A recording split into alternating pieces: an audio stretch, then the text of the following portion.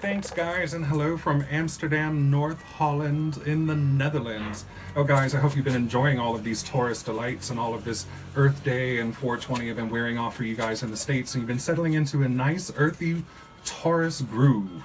However, with the bull comes the shit.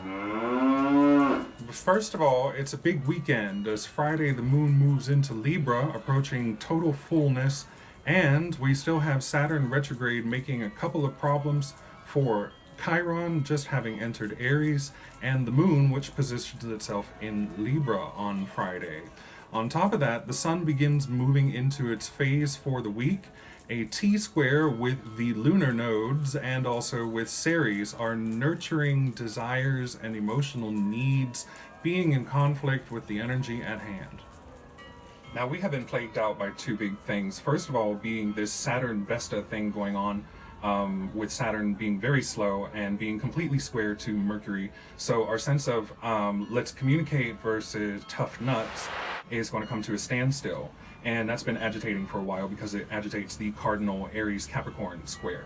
But on top of that, also in Capricorn, we have this Mars, Pluto, and Lilith thing going on, where these joint forces of the underworld and the libido and the original shamaness, demoness, womaness, all come square together with our old friend Uranus. Yes, that's right. It's not finished because Eris doesn't even want a part of him, and she wants to move into Taurus, but Uranus is getting closer and closer to the day to hitting the bull. The good news is that Mercury has started really moving again and we're out of the shadow. So it's all underway. We're going to get ahead and we're going to speak out and we're going to resist any attempts for us to be controlled or suppressed. There's a blockage by the freedom needs because Eris and Uranus have come together as she tries to exit Aries 2 and this flaming train wreck that was March and April. And its boisterous counterpart, Uranus, our old friend, is once again on the move, and we are on the countdown towards May. On Saturday, get ready for the first Raging Bull weekend event at the rodeo because we have a double Thor's hammer on Saturday between the Moon, Venus, and then the conjunction of Mars, Pluto, and Lilith.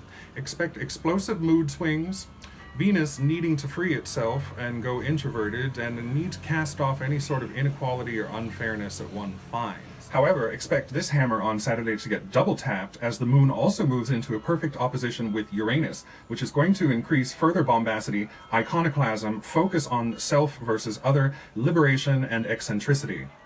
Now on Sunday, the moon will move into Scorpio, meaning that the moon will be full, and it's going to be a solid bull kick to the emotional nuts for Beltaine.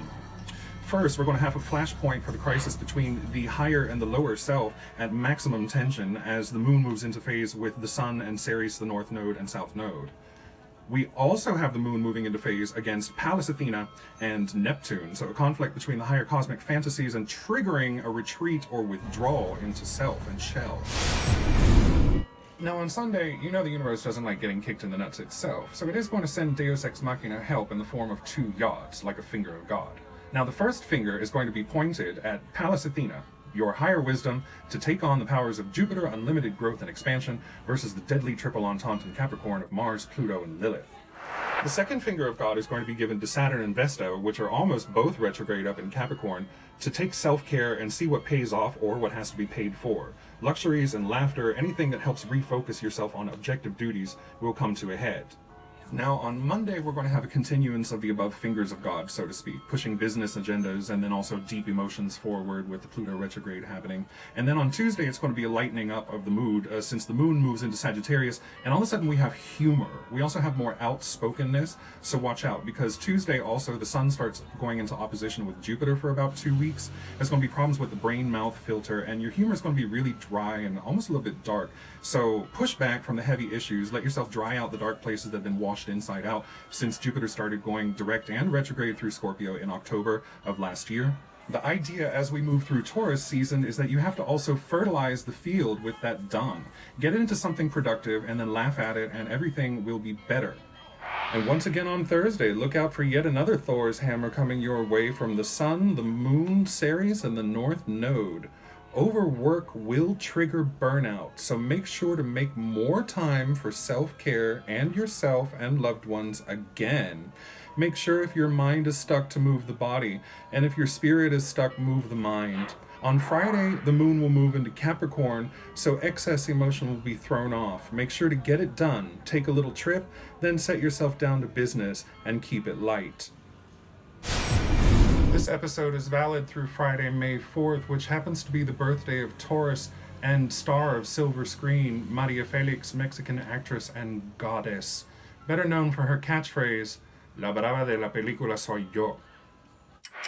Coming up, the future is bright. We have Mercury moving into position with the unholy triad of Mars, Pluto, and Lilith in Capricorn, giving an angry voice to the freedom versus security issues and liberation versus ordering of the Capricorn Entente.